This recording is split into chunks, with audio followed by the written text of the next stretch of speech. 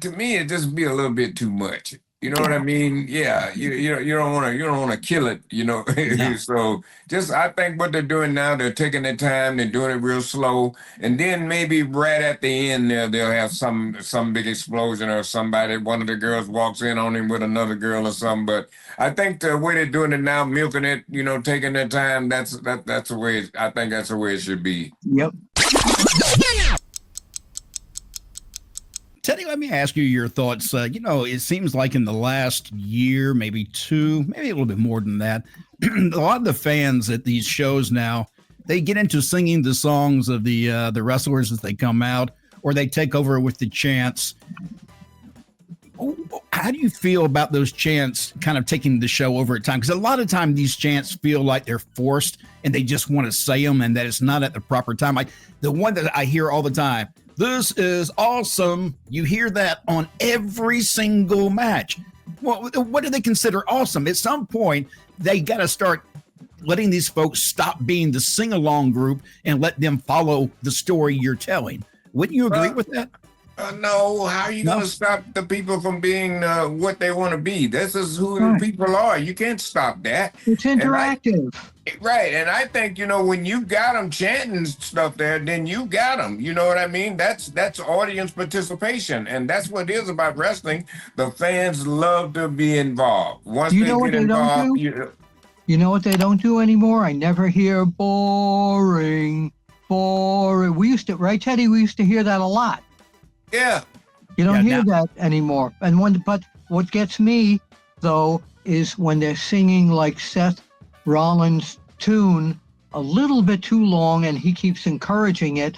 It's, I'm going to go to the refrigerator and get my Diet Coke. And that's what I'm trying to get to. That's exactly what I was going to say, too. That's what Mac is trying to get to. Sometimes the guys can, it's oversell or overkill. Yes. You know what I mean? So, like I said, let the fans sing that thing, enjoy themselves, and then cut it off. Let's get down to business. But, like Bill said, if he's encouraging it, then they ain't going to stop until he tells them to stop. Yeah, I mean, we don't need 4 or 5 minutes of the crowd singing the theme song. I'm sorry. We just don't need that much. Once again, we are entertainment. Yep. If sing-along is there, people enjoy it. Should they put an asterisk on the ticket? Please do not sing along songs more than 2 minutes. Yeah. Well, you can control that, and Teddy, I know you know this, but they can control those fans better than that. If they didn't want them to do things, there's ways to get around that if they wanted to. The most difficult one probably is the what? Yeah. But you'll find that some of these guys know how to work around even the what chant. But if you tell them not to do it, then they're going to do it more. But it's a way you do it, and you make them feel like they're doing something, and then they'll quit. Let them make them think that you're enjoying it. That's the thing. And I don't want to see the talent, like you said, Bill, earlier. And sometimes it feels like they're milking the crowd for, like, even you can hear the slightest, chant going on. They'll sit there for a minute and go, come on, bring it up higher. Yeah, and thank you. Now, all night in my head, I'm going to hear, whoa, yep. whoa. Liv Morgan. Now, she's had an injury just recently, and they've been teasing in WWE a romance between Dirty Dom and Roxanne. Mm-hmm.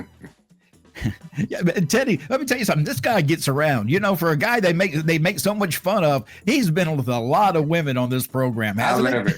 I love every moment of it. All the women want Dirty Dom. That's just unreal to me. Yes, they do. Should they go and do another kind of a love angle with him with another woman while Liv is gone, since they've kind of done that already? To me, it just be a little bit too much. You know what I mean? Yeah, you don't want to kill it. So I think what they're doing now, they're taking their time, they're doing it real slow, and then maybe right at the end there they'll have some big explosion or somebody, one of the girls walks in on him with another girl or something. But I think the way they're doing it now, milking it, taking their time, that's the way. I think that's the way it should be. Yep. Bill, who would have ever thought that Dirty Dom would have been the Casanova of WWE? Well, from what I understand, he's going to be out for a while. What happened, by the way? I heard he got injured. Yeah, he did. I'm not exactly sure what the injury is yet, but he is injured. And you know what I miss when a champion gets injured, I miss the old ruling, which I wish they'd bring back. If you can't defend that title within 30 days, you're stripped of the title. They need to bring that rule back, because there are champions that don't defend their title for like two PLEs, and they still have the belt. It's not fair. Change that. But back to your original question, Dominik, he's the Casanova of WWE. Who would have ever thunk it? Well.